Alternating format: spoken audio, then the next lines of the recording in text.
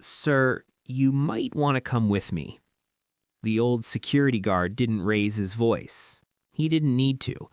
There was something in his eyes, the kind of look a man gives when he wishes he didn't know what he knows. I had just paid for our groceries. My wife had stepped away to take a call. Normal. At least, it was supposed to be. Still, something in the guard's tone made my chest feel heavy. I followed him down the quiet hallway near the fitting rooms. He pointed at a small monitor mounted on the wall. And that's when my world shifted. There she was, my wife of 17 years, smiling, leaning against the wall, twirling her hair like she used to do when we first met. But she wasn't talking to me. Her voice slipped through the thin wall, soft and playful. Relax, he doesn't suspect anything. I didn't move, didn't breathe, didn't blink. My name is Nolan Chase, and until that moment, I believed trust meant peace.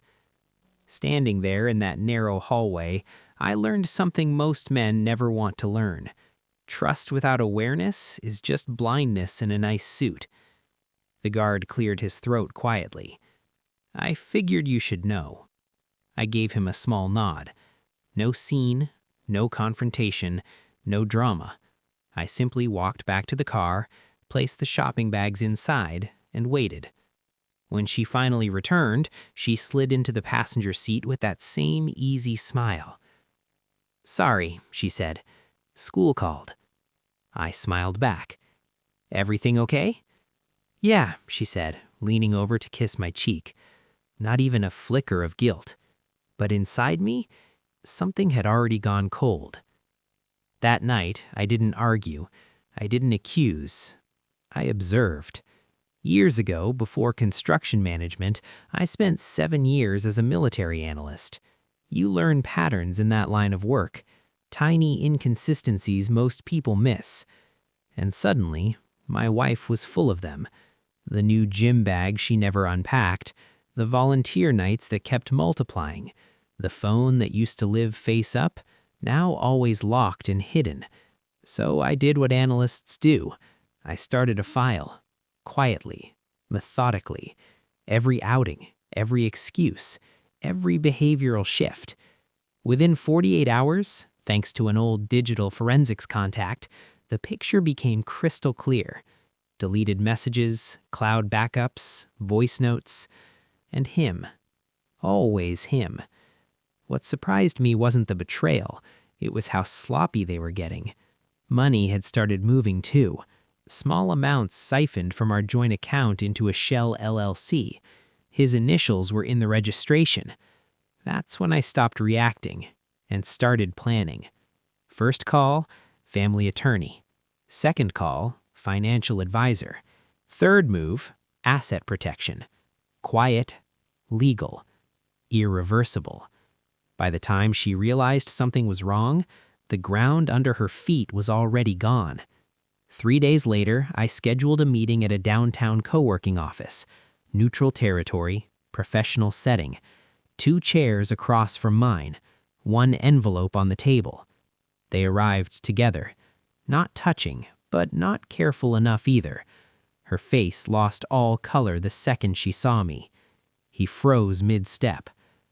"Sit," I said calmly. They did. I slid the envelope forward. Inside, bank transfers, message logs, photos, the LLC paperwork. Her fingers trembled, but she didn't open it. "I can explain." "I'm not here for explanations," I said evenly. "I'm here to close the file." Silence filled the room. Heavy. Permanent. Things moved quickly after that. Legal filings, account freezes, property protections. But the real shift happened a few nights later when I was sitting on the couch with my kids. Movie night. Popcorn everywhere.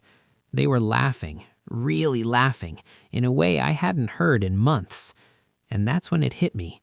This was the life worth protecting, not the illusion I had been trying to save. Weeks later, she asked to meet one last time. We chose a quiet cafe. the same one where we had once picked our children's names. She looked smaller somehow, tired. "I never thought you'd actually find out," she admitted softly. I studied her for a long moment, not with anger, not even with sadness, just clarity. She slid an old photo across the table, our wedding day. "You can throw it away," she whispered. "I just didn't want to be the only one holding on to it." I picked it up, folded it carefully, placed it in my jacket. Then I stood. "I'm not here to destroy you," I said, "but I'm also not here to rescue you." Her voice cracked. "Will you ever forgive me?" I paused, then gave her the only honest answer I had left. "I already did. That's why I can walk away." I left her sitting there, not defeated, not ruined, just finally facing the consequences of her own choices. And as I drove home to my kids, one thing was perfectly clear.